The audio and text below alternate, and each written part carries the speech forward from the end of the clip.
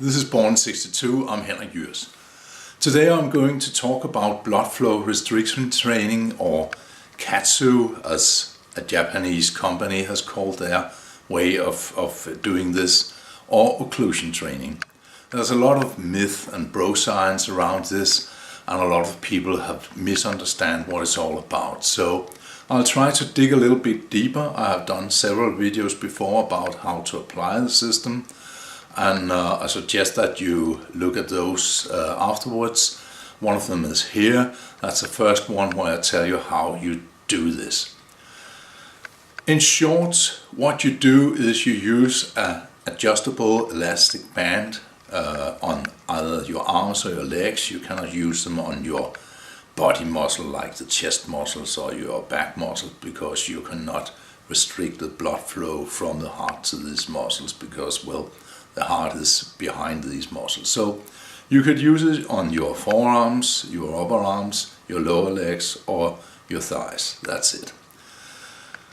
You tighten these bands, and the way you do that is on a scale from 1 to 10, where 1 is almost nothing, they are hanging loose, and 10 is a complete shut off of the muscle, the blood flow to the muscles.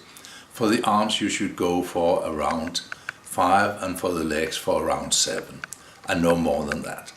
So we are not shutting off the blood like we are using a tourniquet, we are just restricting the blood flow.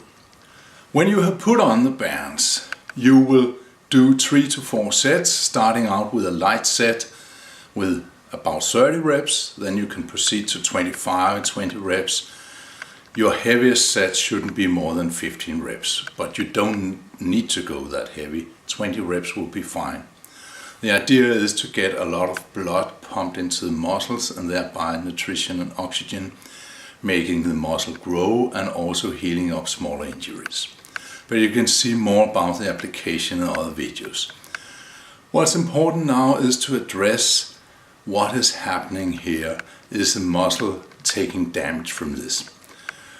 One persistent guy had the idea that your muscle cell would be damaged from this. Your muscle couldn't work properly, it wouldn't grow properly, because of the lack of nutrition and the lack of oxygen. Well, let's separate the two and look at it, because there are facts here that we can look at. First off, about nutrition. The blood system, your heart, your lungs, your liver, your kidneys, your intestines, your stomach, all this functions together in order to deliver oxygen and nutrition to all your cells in your brain, in your heart, in your organs, your muscles, all the tissue in your body. Imagine that you haven't eaten a whole day. What will happen then? Not much, really. It's not like your cells are shutting themselves down because there's not a constant flow of nutrition. Let's say you eat at 6 o'clock in the evening, and then don't eat anything more and go to bed at 10 o'clock, wake up the next morning at 7 o'clock. You haven't eaten all night. Did anything happen? No. If you don't eat protein in regular intervals, the muscles won't grow because there's nothing to grow from. But it's not like they are starting to eat themselves up immediately. The fitness industry will like you to believe that, so they can sell you a lot of supplements, but it's not the way it works. Without protein, they won't grow, but it's not like they are starting to dying. People who are doing fasting for either weight loss or other reasons, it's not like they're shutting down if they don't eat for 2 days. It's not recommended not to eat for 2 days, but don't get me wrong, it's not like you're killing your muscles because you are not feeding them nutrition all the time.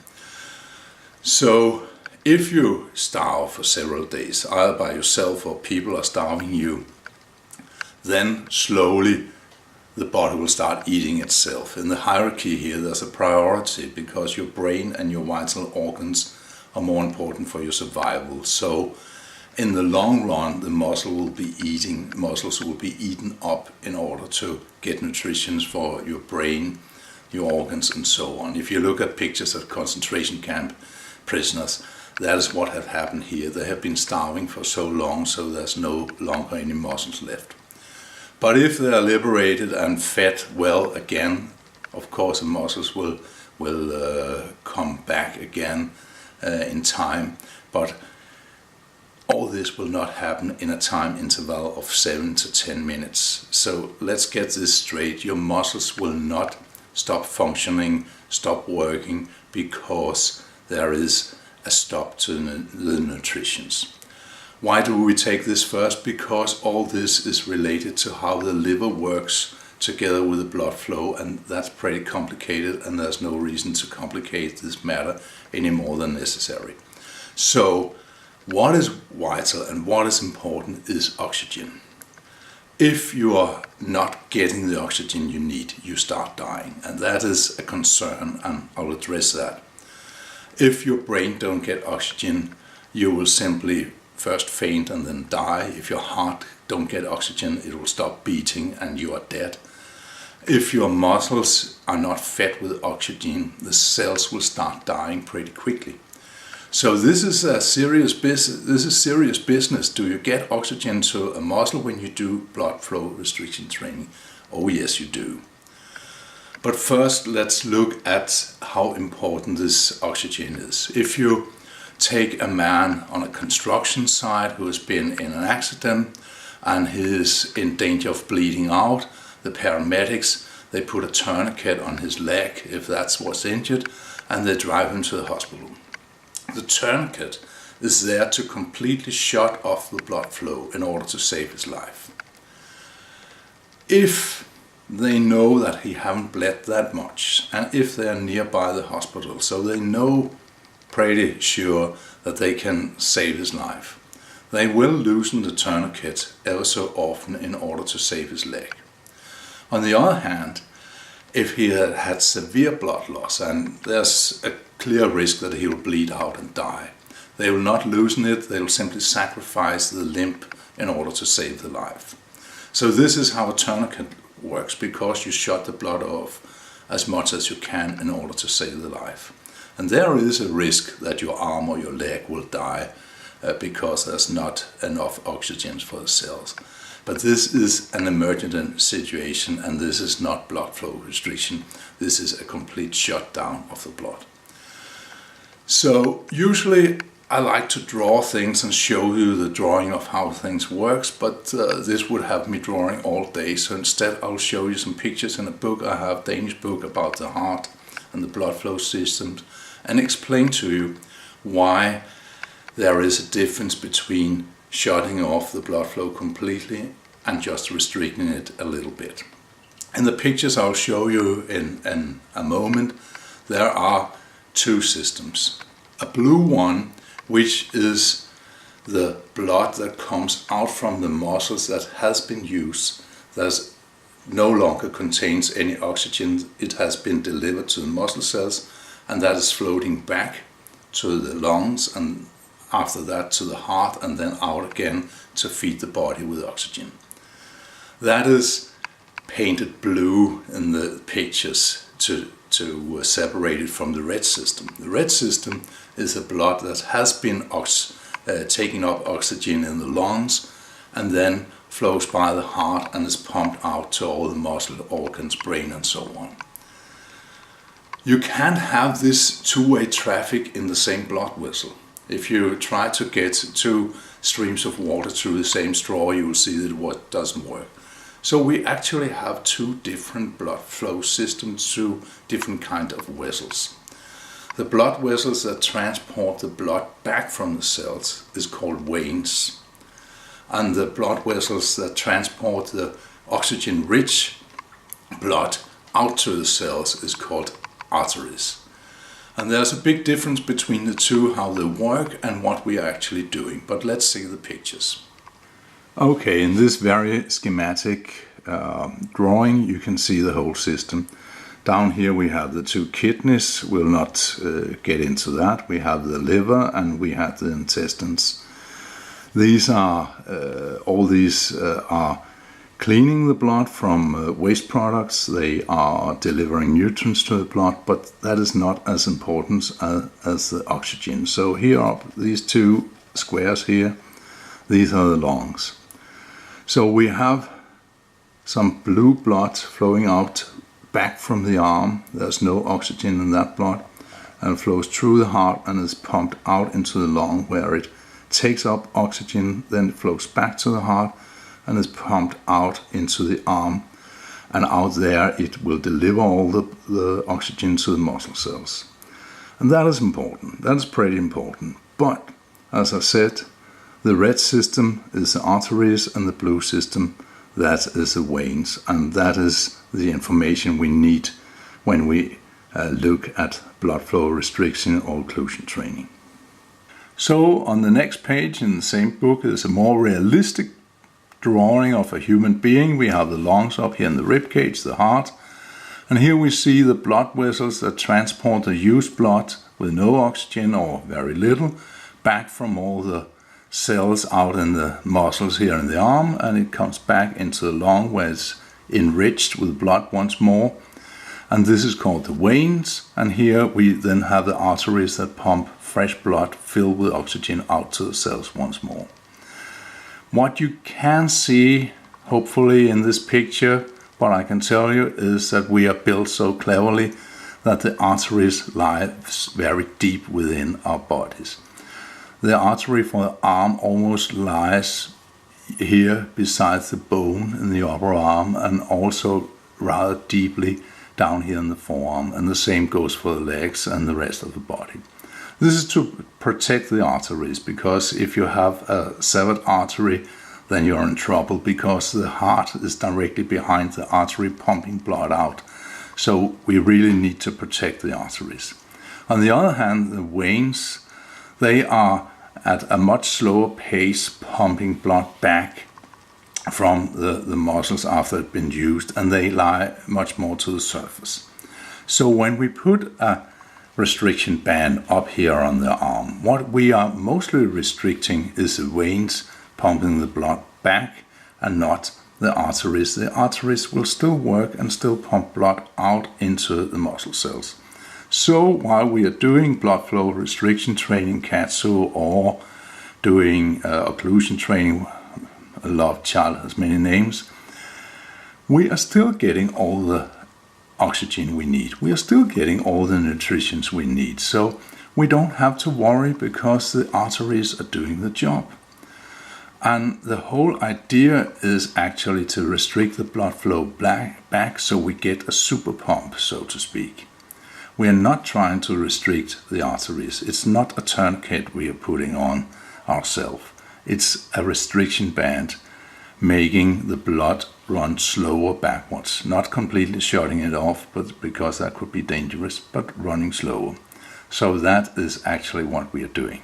So what can we make out of all this? What we have learned here is that we are not stopping the blood flow, we are not stopping the oxygen, we are not even stopping nutrition out to the muscles. What we are restricting or slowing down is the blood flow back from the muscles and into the body again. So let's consider this. What is a normal pump? If you train regularly, you will have experienced the pump. Mostly the pump comes when we are doing higher reps, because then we have more time under tension and we will gradually build up a pump. Is that pump dangerous? Of course not. It's a natural thing. What is happening is that when we start exercising, the body tells the heart, hey, you gotta work a little more because we need more oxygen. Everybody who has tried to run will know that your heart rate and your lungs start working more because your muscles need oxygen. That is natural. And same if you're doing a biceps curl, your arms will tell the heart and your lungs, hey, we need more oxygen, give us some. So the arteries start working together with the heart and the lungs, pumping more blood out there. But all the tiny blood vessels out there that are transporting the blood back into the system, they don't work as fast. So fluid in the form of blood going from one system to the other start building up in the muscle, and that is the pump. They are pump more blood into the muscle that can leave the muscle within the same time frame. So when you stop exercising, you will feel a pump for how long? Quarter of an hour, half an hour, and then you lose it. The pump goes away. Some people have the pump longer, some have it shorter, but the pump goes away once you have stopped exercising. My own experience is that a couple of hours after I worked out, I actually look smaller. It's like the muscle kind of shrink. They over pump the blood back, and then the next day I have a little more tonus again, and the muscle seems a bit larger. But that is just how the fluid concentrations in the cells work while they are recovering, and that is not really a pump. It's just a swelling in the cells from fluid because they're trying to repair themselves from yesterday's workout. But the pump is basically more blood in that can leave within that time frame. What we are doing with occlusion training or blood flow restriction training is simply forcing that pump. We are trying to squeeze the veins a bit so they are not able to take as much blood backwards as they would by themselves. How do we gain anything from that? Apparently, the pump is also a stimuli for muscle gain. Most people who have tried this, including myself, have experienced muscle growth from this. Also, it's quite good for people in my age and older who have had joint problems because you don't have to train as heavy. You can use lighter weights. At the same time, because so much blood is forced into the muscles, it is as if it helps heal injuries, heal joint aches and so on. The Katsu system that is developed in Japan is actually developed to heal injuries and not to build muscle. So what we have is something that on one hand will heal up minor injuries but also deliver muscle growth. What will happen in the long run? Well, in the long run, your smaller blood vessels will be better at changing from one system to the other, meaning that because we are restricting the veins a bit, they will simply grow. So you will get a better vein function in your muscle in the long run. So in the long run, you will actually make your muscles better at pumping blood backwards. And all in all, that will be good for your muscles, it will be good for your blood flow, and it will be good for your gains. So this is something you can have a real good benefit from and something that won't hurt you. The other questions I hear sometimes is, what about blood clots? And I'll say, if you have a history of heart disease, strokes, blood clots, so on, not just with occlusion training or blood flow restriction training should you be careful. You should actually see a physician, not the local doctor, but someone who knows about training, exercise, and so on. And together with that guy or woman, have a program made up that suits you and your level of health. Because I'll not be the one to say that this cannot affect blood clots, because I simply don't know. I tried to look it up, I tried to read about it. I can't find any evidence about this. But if you have any kind of disease in your heart, your blood flow system, have blood clots, have high cholesterol or so on, you should be careful with your training altogether, no matter what. If you have high blood pressure, I'll not recommend that you do heavy squats, because it is a fact that while squatting very heavy, your blood pressure will rise.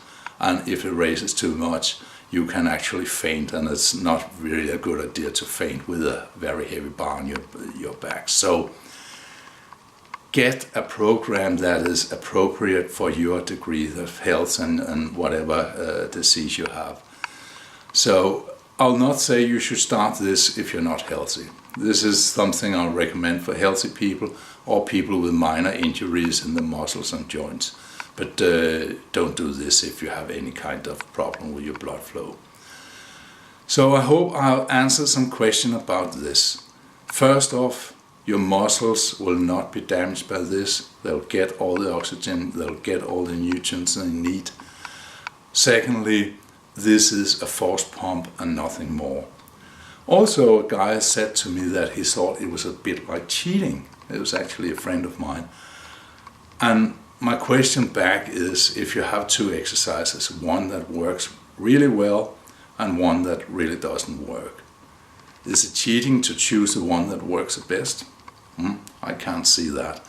If you can force a pump by doing sets with a band, is that wrong? I can't see there's anything wrong with that.